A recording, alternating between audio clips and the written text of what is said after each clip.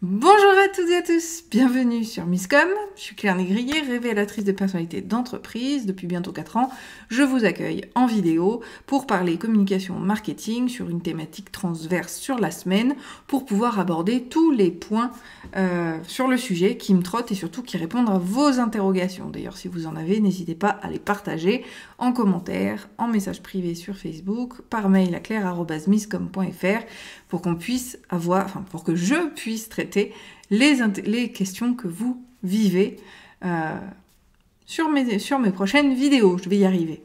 Cette semaine, on parle communication, vacances, comment ça se passe, qu'est-ce que l'on peut faire, c'est ce qu'on a vu lundi et mardi. Et aujourd'hui, je vous propose une petite bouffée d'air frais, peut-être en version partage d'écran, je verrai en fonction de ce qui se passe sur le direct, pour voir les outils pour votre communication à tester pendant l'été. Eh bien oui, parce que, comme on a pu le voir, on va pouvoir essayer de nouvelles choses, surtout sur les réseaux sociaux, parce que ça bouge tellement qu'il faut pouvoir tester des idées, tester des manières de faire, tester d'autres manières d'interagir avec les gens. Eh bien l'été sera très propice à cela, et forcément, il y a des outils qui vont venir s'interpeller. Alors, le premier outil que je vous dirais de tester si vous ne le connaissez pas déjà, c'est Canva. Canva est un site qui permet de créer des designs parce que aujourd'hui, vous pouvez faire des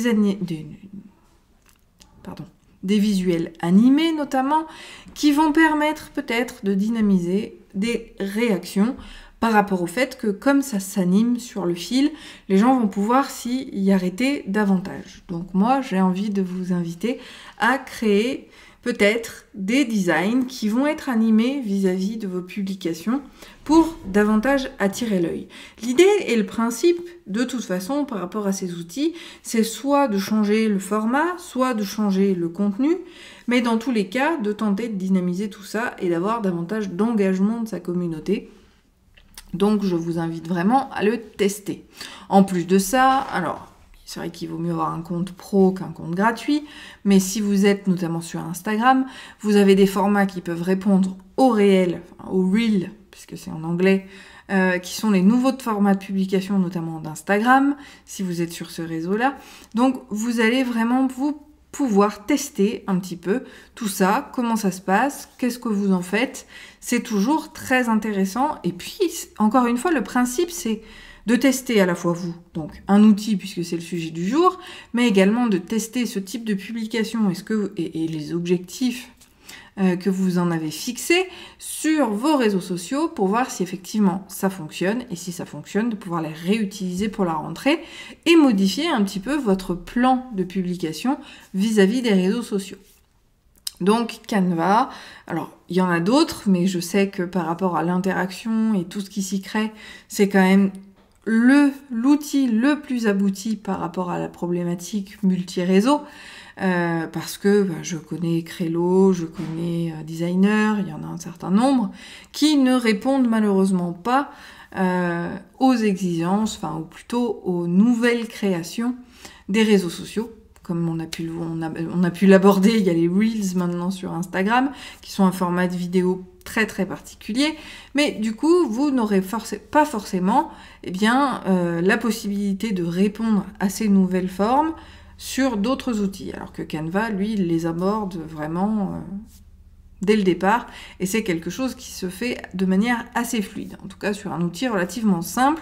Je vous invite vraiment à le tester. Donc le principe, c'est qu'ensuite à la rentrée, vous puissiez effectivement garder peut-être ce format parce qu'il a marché au niveau des réactions de sa communauté, peut-être le développer davantage, faire évoluer ce que vous faisiez déjà pour avoir quelque chose de plus interactif. C'est un outil qui va pouvoir vous servir. On en a parlé hier, vous avez aussi H5P qui permet de faire des choses. Malheureusement, sur les réseaux sociaux, c'est beaucoup plus compliqué. Mais on a parlé, bien sûr, des imbrications qu'ont les outils les uns dans les autres. C'est pas parce que on décide de faire un test de personnalité ou qu'on décide de faire un jeu particulier que ça doit forcément se passer sur les réseaux sociaux. C'est parfaitement hébergeable, entre guillemets, sur son site internet. Et et depuis les réseaux sociaux, on renvoie les gens sur notre site web par rapport à cette page-là de test. Alors moi, j'aime bien les jeux avec les différences sur les images ou organiser des phrases. Voilà, vous avez ce type de choses sur H5P qui a donc une version gratuite avec certaines fonctionnalités et une version payante. Là encore, vous aurez des choses qui peuvent être très ludiques et très interactives à proposer à vos communautés ou à vos visiteurs. Et l'idée partait aussi de l'article que j'ai rédigé moi il y a quelque temps sur l'utilité de la carte de visite, où j'ai adapté, j'ai créé, oui, mais j'ai surtout adapté la notion de test de personnalité sur l'objectif de la carte de visite. Est-ce que, effectivement, en répondant à une série de questions, ça vous dira si vous avez effectivement un intérêt ou pas à imprimer des cartes de visite. Donc là, c'est basé sur le principe des tests de personnalité, c'est ce que je disais, mais ce ne sera pas forcément le cas, puisqu'on va l'adapter en fonction, en fait, c'est juste un enchevêtrement de questions-réponses qui donne un résultat. Donc vous pouvez très bien l'adapter à toutes vos situations, c'est à vous de voir ce que vous en pensez. Et donc cet outil-là, c'est Interact, qui permet donc de faire des tests de personnalité. Alors je vais aller voir quand même si ils ont fait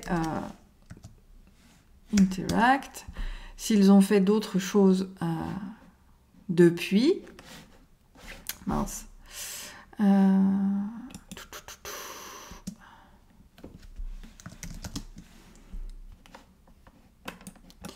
Je ne sais plus si c'est celui-là, c'est pour ça que je vous disais, je ne sais pas si je vais transformer ce live en partage d'écran ou pas.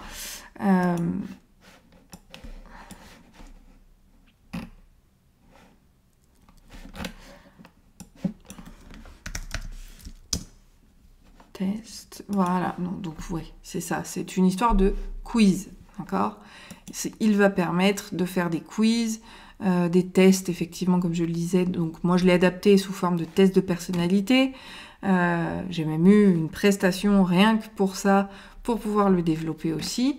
Donc il y a des choses qu'on va pouvoir mettre en place qui vont être spécifiques. Alors en plus de ça, il y a plein de modèles qui peuvent être gratuits et vous donner des idées. Donc le principe d'Interact, c'est vraiment la notion de quiz, mais après on va pouvoir l'adapter entre tests de personnalité ou qu'est-ce que vous devriez faire après. Voilà, on peut avoir cette notion de Madame Irma, de prévision pour la suite, qui peut aussi être très intéressant pour autrui. De la même manière, on peut faire des réels tests de personnalité. Je pense à ma cliente Sandrine, avec laquelle on en a parlé, et je pense qu'on essaiera de voir ça pour la rentrée, où on pourra définir quelle personnalité ont ces potentielles clientes et où est-ce qu'elles auraient à travailler. Ça peut donner aussi donc un guide auprès de ces personnes-là qui vont vraiment booster les choses et les amener à une certaine réflexion dans le but de créer du lien.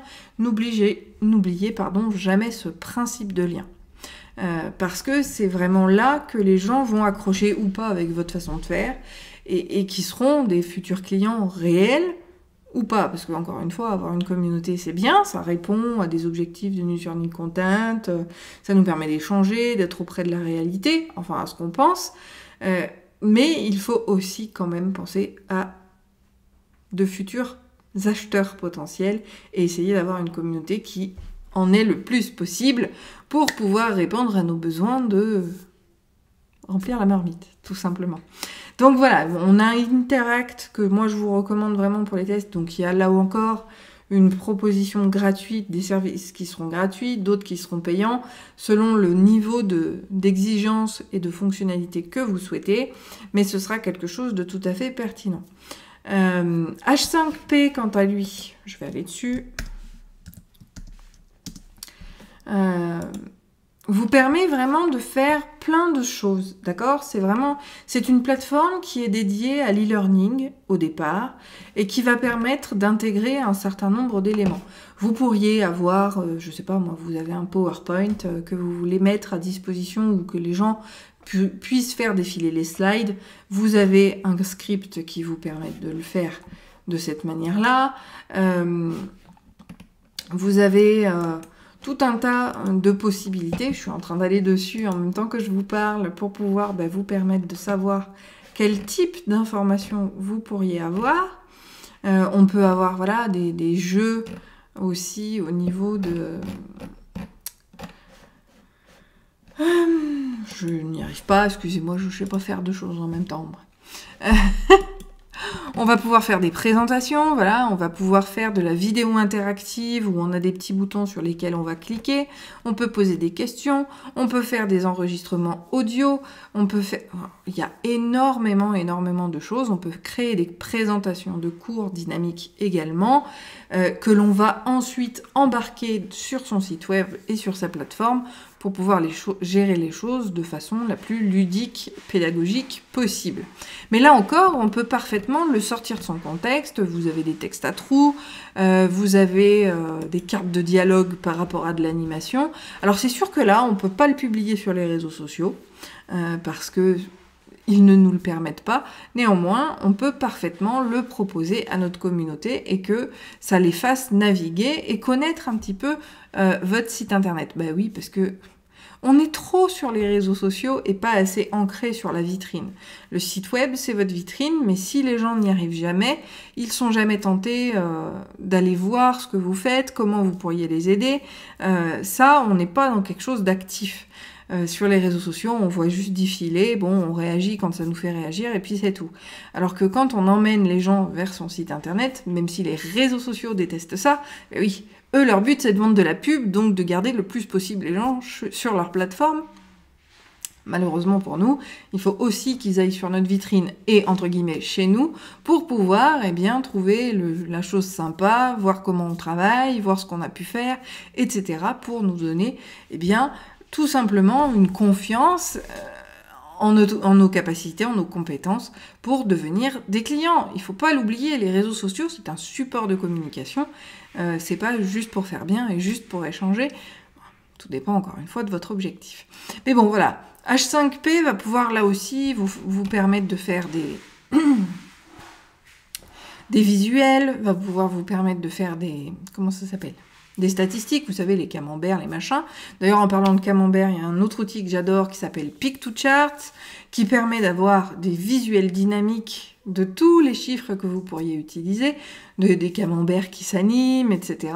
Là aussi, on est dans le ludique et dans le dynamique, et ça permet de tester des choses. Là encore, on n'oublie pas notre thématique. Le principe, c'est vraiment de tester, comme on le peut, différents outils qui sont à notre portée, pour dynamiser notre contenu. Et notre contenu, il peut être sur les réseaux sociaux, il peut être sur le site internet, il peut être un peu de partout.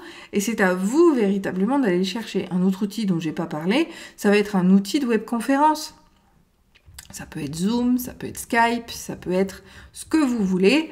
Moi, j'avoue que j'ai trouvé un autre outil que je teste depuis quelques temps qui répond relativement bien à mon besoin. Je vous en parlerai une prochaine fois sur une autre thématique, mais qui permet de faire des webinaires et ce genre de choses pour pouvoir animer, parce que l'animation, c'est vraiment ce vers quoi je tends au fil du temps.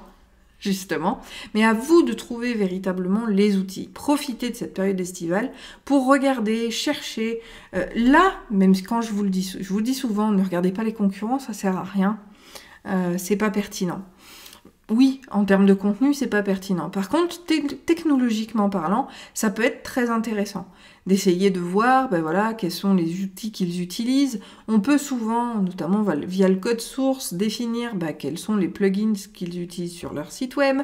On peut voir justement quelles sont les animations, essayer de rechercher, ou j'ai envie de dire, c'est pas que les concurrents, même vous naviguez sur un site parce que c'est les soldes et vous trouvez que leur formule est sympa, vous allez chercher à voir comment ils ont créé la chose. Alors c'est sûr que les grosses entreprises vont faire appel à des développeurs, donc ce ne seront pas des choses que vous pourriez appliquer par vous-même. Par contre, vous allez parfaitement pouvoir le faire sur des entreprises qui sont un peu plus petites, qui sont en général faites par un web designer, mais qui lui-même aura utilisé des outils déjà créés. Donc en recherchant via le code source, en recherchant simplement, moi par exemple, Interact, comme j'utilise la version gratuite, c'est écrit Interact et ça vous amène vers le site pour pouvoir le faire. Voilà, l'idée c'est pas de cacher, moi aussi c'est aussi un principe de pouvoir vous montrer ce avec quoi je travaille et ce que j'utilise comme outil. Donc vous allez pouvoir trouver les sources d'utilisation de ces supports, de ces outils pour votre communication qui pourraient vous aider. Je vous invite à partager justement les vôtres. Qu'est-ce que vous avez découvert? Qu'est-ce que vous avez testé? Si vous avez aimé ou pas aimé, on est là pour partager, pour échanger sur tout cela. Donc je vous invite à le faire en commentaire. Si vous voulez garder l'anonymat, vous pouvez parfaitement le faire aussi en message privé, sur la page ou le profil qui a la même photo, ou encore une fois par email à claire@misscom.fr, et ça nous donnera du lot à notre moulin pour pouvoir échanger demain pour le question-réponse sur Facebook ou même pour de prochaines thématiques. Sur ce, je vous souhaite une très bonne journée, un très bon appétit, et puis on se retrouve demain sur Facebook et à la rentrée sur YouTube, puisque ce sera la dernière semaine, c'est notre dernière semaine de cette année, puisque les enfants sont à la maison à partir de la semaine prochaine, et que moi-même, j'ai besoin de pouvoir me reposer. Je vous souhaite une très très bonne journée, un très bon appétit, je vous dis à demain sur Facebook, et à très bientôt sur YouTube. Bye!